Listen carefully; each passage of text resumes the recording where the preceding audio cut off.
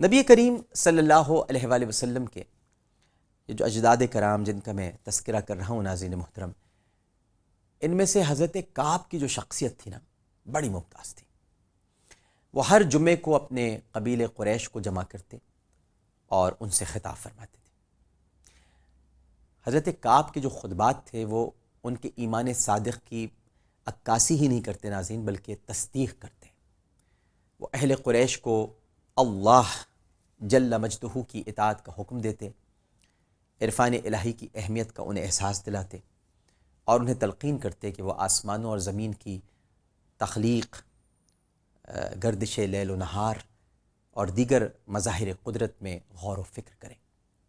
عقل و فہم کی جو بیش بہا نعمت انہیں بخشی گئی ہے اس کو بیکار نہ رہنے دیں، بلکہ اس سے کام لیں۔ گزشتہ قوموں کے حالات سے عبرت حاصل کریں، صلہ رحمی، وعدے کی پابندی اور سلام کو اپنا شعار بنائیں، فقراء اور مساکین کو صدقہ دیا کریں۔ حضرت کعب یہ بھی کرتے تھے ناظرین کرام کہ وہ انہیں موت اور اس کی ہولناکیوں کی یاد دلاتے، روز محشر کے حالات سے انہیں آگاہ کرتے، اور انہیں نبی کریم صلی اللہ علیہ وآلہ وسلم کی بعثت کی بشارت دیتے، اور یہ بتاتے کہ یہ رسول انہی کی اولاد میں سے ہوں گے۔ اپنی قوم کو تاکید بھی فرماتے تھے کہ انہیں اگر اس رسول کا عہد نصیب ہو تو فوراً ایمان لائیں۔ ابن اسیر جو بہت بڑے مورخ ہیں، محدث ہیں، فقیہ ہیں، وہ لکھتے ہیں کہ کعب کی اہل عرب کے نزدیک بڑی قدر و منزلت تھی۔ اہل عرب نے اپنی تاریخ کا آغاز ان کے یوم وفات سے کیا۔ اندازہ لگا لیجئے کہ حضرت کعب کی کیا اہمیت تھی۔ عام الفیل تک اہل عرب یہی سن تاریخ استعمال کرتے رہے، اور عام الفیل کے بعد اس واقعے سے اہل عرب نے تاریخ کا کام لینا شروع کیا، لیکن عام الفیل سے پہلے تک حضرت کعب ہی کے سلسلے کی تاریخ چلا کرتی تھی۔ سیدنا کعب حج کے ایام میں لوگوں کو خطبہ دیا کرتے تھے، اور اس خطبے میں رحمت للعالمین صلی اللہ علیہ وآلہ وسلم کی بعثت کے بارے میں بھی لوگوں کو آگاہ کیا کرتے تھے۔ یعنی اگر ہم یہ کہیں تو بیجا نہ ہوگا کہ حج کے خطبے کا آغاز بھی حضرت کعب ہی نے کیا۔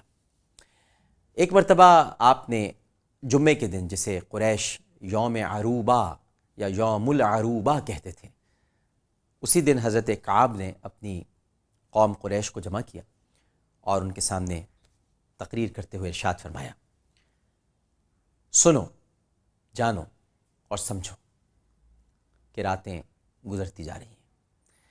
یہ سنو، جانو اور سمجھو، بہت سے لوگ مجھ سے جب دریافت کرتے ہیں تو آج میں چلیے یہ آپ کو بات بتا ہی دیتا ہوں۔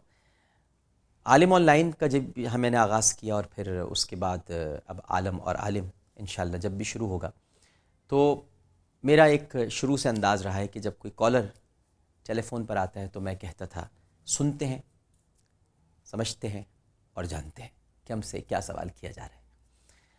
یہ میں نے نہیں کہنا شروع کیا ناظرین کرام، چونکہ طالب علم ہوں، پڑھتا رہتا ہوں، تو مجھے حضرت کعب کا یہ انداز بہت پسند آتا تھا۔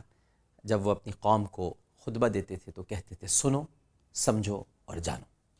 تو وہیں سے میں نے یہ ایکسٹریکٹ لیا، اور سنتے ہیں، سمجھتے ہیں اور جانتے ہیں کہ ہم سے کیا پوچھا جا رہا ہے۔ تو وہ فرماتے ہیں کہ سنو، سمجھو اور جانو کہ راتیں گزرتی جا رہی ہیں، دن ویران ہوتے جا رہے ہیں، پست زمین ایک نہ ایک دن سب کا بچھونا ہوگی، آسمان بکھر جائیں گے، پہاڑ جو آج آسمان سے باتیں کر رہے ہیں ریزہ ریزہ ہو جائیں گے، اول و آخر سب برابر ہو جائیں گے۔ اپنے نام و نسب کی باتیں کرنا چھوڑو، اپنے مستقبل کی فکر کرو، اپنے مال و متاع سے پھل پانے کی کوشش کرو۔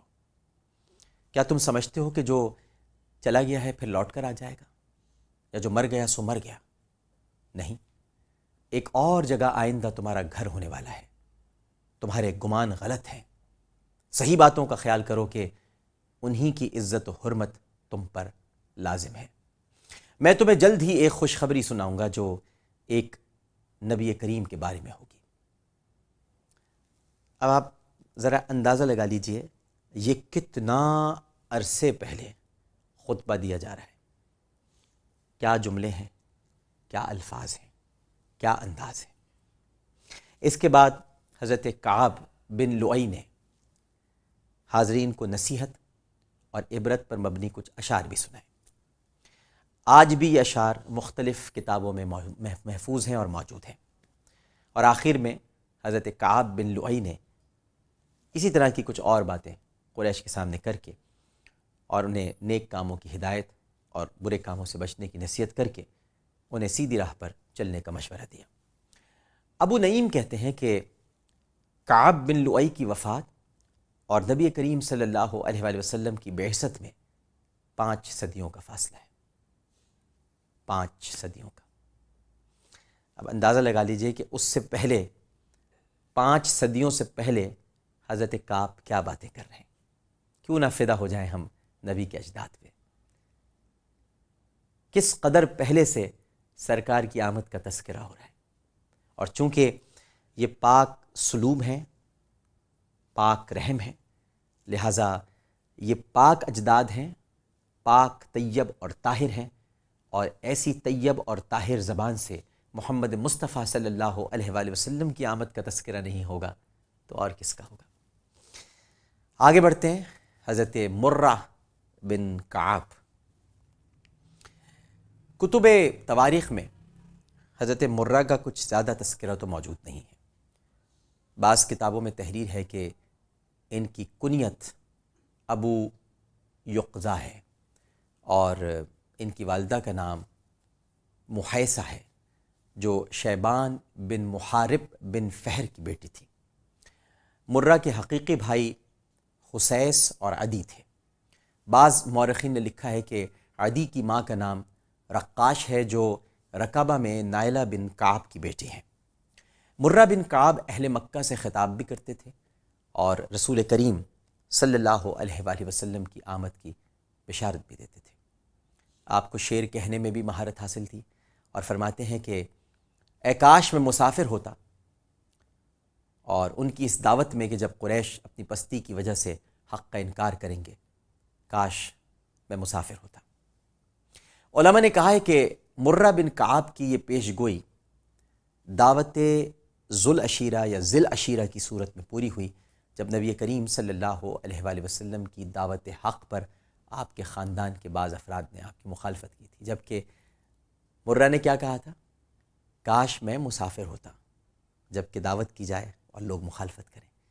تو ان کو اندازہ تھا کہ ایک وقت آئے گا کہ دعوت ذی العشیرہ دی جائے گی، خاندان والوں کو بلایا جائے گا اور ان کے سامنے نبی آخر الزماں حضرت محمد مصطفیٰ صلی اللہ علیہ وآلہ وسلم اللہ کے پیغام کو رکھیں گے، اس کی توحید کی طرف دعوت دیں گے، ایک خدا کی عبادت کے لیے بلائیں گے اور پھر مخالفت کی جائے گی۔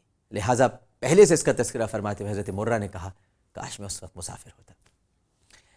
یہ چھٹی پشت میں ایک اور بات آپ کو بتاؤں کہ یہ چھٹی پشت جو حضرت مرہ کی ہے، یہ چھٹی پشت میں میرے اور آپ کے بہت ہی پیارے، جن پر ہماری زندگیاں جن پر فدا، یعنی سیدنا صدیق اکبر رضی اللہ تعالی عنہ، ان کے دادا بھی ہیں یہ چھٹی پشت میں جا کے، اور یہ وہ پہلے شخص ہیں جنہوں نے جمعے کا خاص اہتمام شروع کیا، اور مرہ ہی نے اس کا نام یوم عروبہ رکھا۔ انشاءاللہ اگلی نشست جو ہماری کل ہوگی، ہم سلسلے کو آگے بڑھائیں گے اور اجداد کی طرف مزید بڑھیں گے، کیونکہ حضرت کلاب کا تذکرہ آنے والا ہے جو کہ حضرت مرہ کے صاحبزادے ہیں۔ عامر لیاقت حسین کو اجازت دیجیے، انشاءاللہ کل اسی وقت اسی چینل پر اسی پروگرام کے ساتھ دوبارہ حاضر ہوں گا۔ اللہم صلی علی سیدنا و مولانا محمد وعلی آلہ و اصحابہ وبارک وسلم وصلی علیہ۔